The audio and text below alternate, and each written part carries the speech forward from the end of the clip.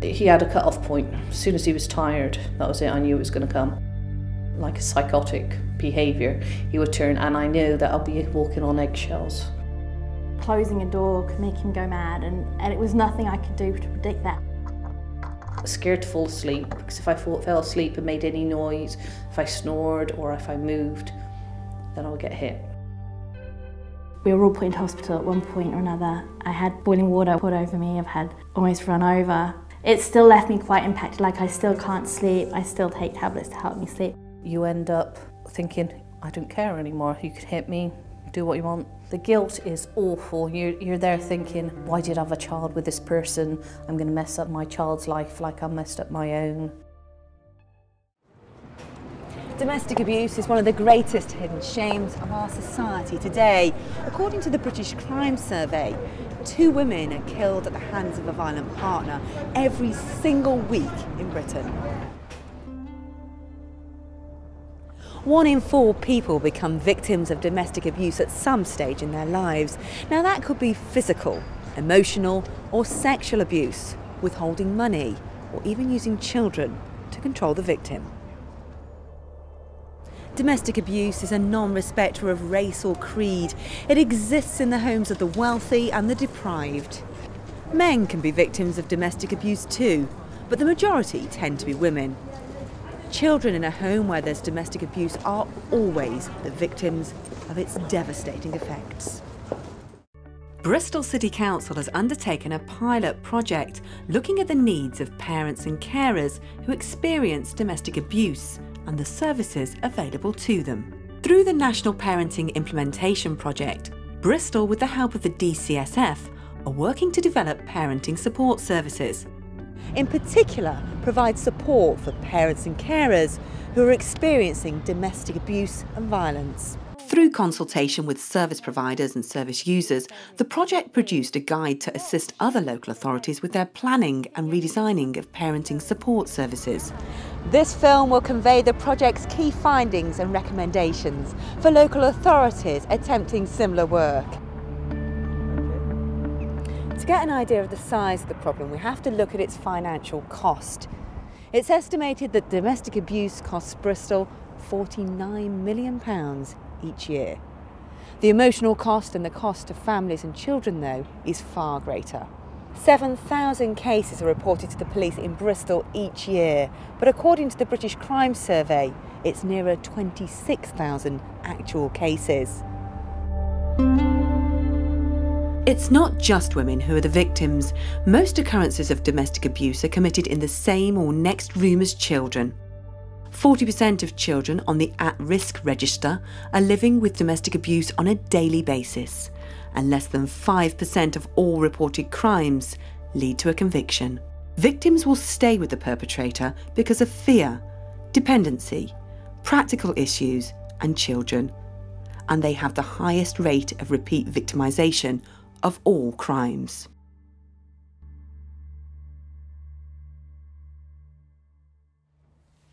With these facts in mind, Emma Tay, the Parenting Implementation Project consultant, conducted a forum of all the service providers to identify the main issues and recommend the allocation of resources. Emma is the local campaigns coordinator for the NSPCC in the South West. She's undertaking the role of consultant for the Bristol City Council and DCSF, National Parenting Implementation Project. I asked her to describe the kind of services that are provided and the kind of services users really are looking for. I think throughout the research that I've been doing, I haven't been surprised to hear service users say they really would like more of the same. They really like the locally based services that seem to meet their needs on every level. They talk about them as being very non-judgmental, very supportive, and really able to assist from everything from a cup of tea and a hug, metaphoric or otherwise, right through to support with courts, support with getting locks fitted on the doors, advice on benefits, housing and so on. Tell me about the recommendations and how you formulated them. Well, the provider event was obviously very, very important. It was really important that we got a sense of what people thought mattered. either from their perspective as professional providers or from where they sense the gaps were. But in addition, I've obviously interviewed and met with a number of service users. I've interviewed groups from the community, and I've interviewed professionals one-to-one. And with all of those put together, we've come up with a series of recommendations. Let's have a look at the recommendations. Firstly, both service users and service providers identified the need for strategic planning to deliver effective, sustainable and outcome-based services. What we've got to do is ensure that as a commissioning group, we're looking at outcomes first and then finding which services might fit those outcomes. If we don't, there's a danger of just doing more of the same without ever really being sure that's the right thing to do. Part of that work is about consulting with service users and potential service users, finding out what they think, what they want and what the outcomes need to be from their perspective, and building that into our planning framework. Secondly, the need for locally based accessible services. Time and time again, I heard from service users, their families, their friends and other professionals that people really do look for services in the community that are easy to access, easy to get to, don't require 3 bus rides and the cost of that, and they can drop in and drop out when they need to do that. Thirdly, education to prevent and change. We talk about changing the quantum shift, changing generations, making a difference early on, and yet still there is very little in schools to talk about both healthy relationships and the extreme of that, which is domestic violence and abuse.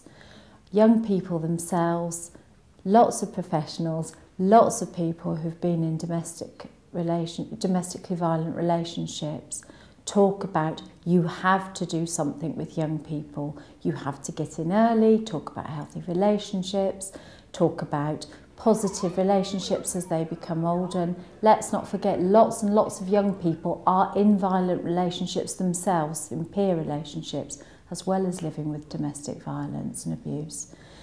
Education through schools, through youth clubs, through any other place we can get to children and young people is definitely a key recommendation for the project.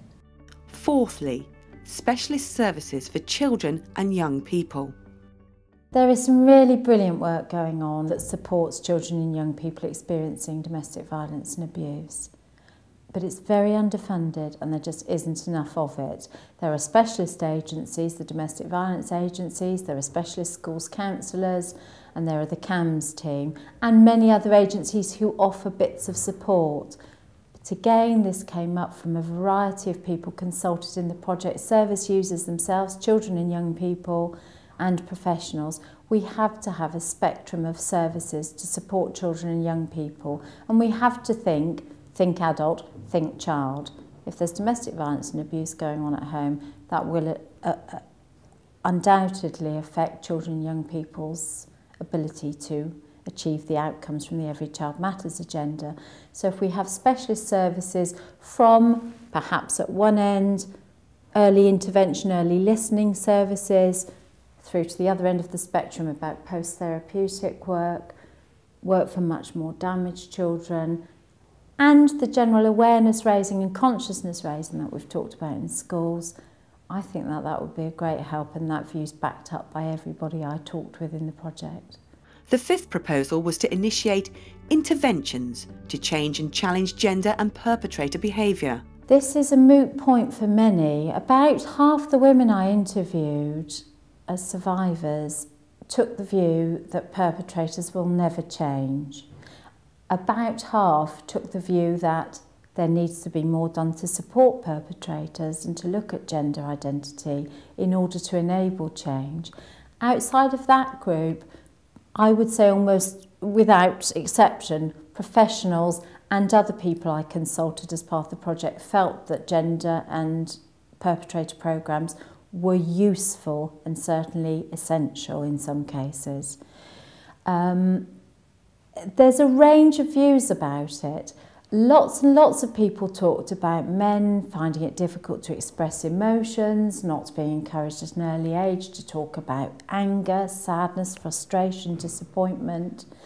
And There was certainly a lot of suggestion that listening services for men early on, or listening services which looked at ways of perpetrators exploring their own feelings around violence and disorder, might start to help and start to break that cycle. The sixth recommendation is to provide child, parent and carer services, promoting safety and well-being. I think we have to be really careful about suggesting that people who live with domestic violence and abuse are by nature poor parents. They are not. But parenting services and parenting support give holistic support to the non-abusing parent to support the children, and that helps to give resilience within the family, so it's very, very important. The seventh proposal is to continue and enhance the culture of effective partnership working between all agencies. This is something that we would recommend to any local authority, anybody thinking about domestic violence and abuse services for families from scratch. You have to get agencies working together and talking to each other. There are a range of forums for agencies to meet.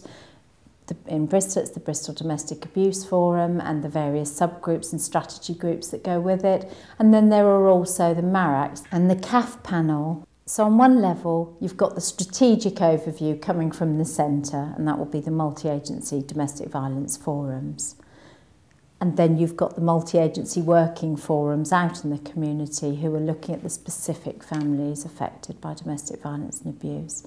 I think it's just really important to note that one of the things that's come up several times is about it can only really be as good as the agencies involved and their willingness and their commitment to the process.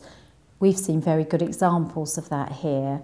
It's really vital that that carries on in other places, and that communication channels are kept clear and people have common language, common ways of recording information, and share interest and information in common to ensure that we're doing the best we can to protect families. The next recommendation is to enable a choice of a safe place to stay and live. Many people I talk to who were victims or survivors of domestic violence and abuse talk about wanting to stay in their own home.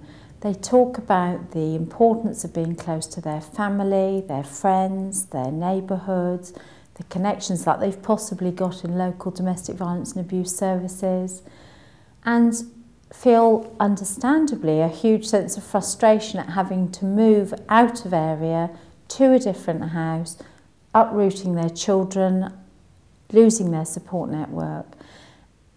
And nobody could come up with a magic solution of how, but everybody was talking about how can we stay safe in our own homes. That's what we need help with. The ninth recommendation is to develop skilled and supportive workforces. The quote of the whole research for me was somebody saying it's not just about these people attending training and ticking it off and thinking they've done the course and they know how to deal with us. They have to understand us. And again, there were examples of very good, in Bristol certainly there's some very good multi-agency training. Bristol Safeguarding Children Board and Safer Bristol put on training, and certainly there's a real willingness from people to attend training. But good practice tells us it's training, and then it's how that is taken up in the workplace and the way that those values are inculcated back in the workplace. And follow-up training, follow-up evaluation, and seeing that from a service user's perspective. The final proposal addresses the need to provide quality early intervention services. We know from the statistics in Bristol that a huge amount of money is spent on domestic violence and abuse. We know that some of that is targeted in a very good, effective way, and we know that lots of it is spent effectively on clear-up. And universally, there was agreement from every single person involved in this project that early intervention is one of the key areas that we must be spending money on.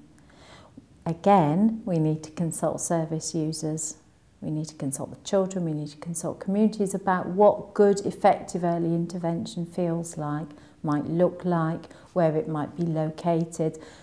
Most people I consulted who have used services said that early on they just didn't know where to go.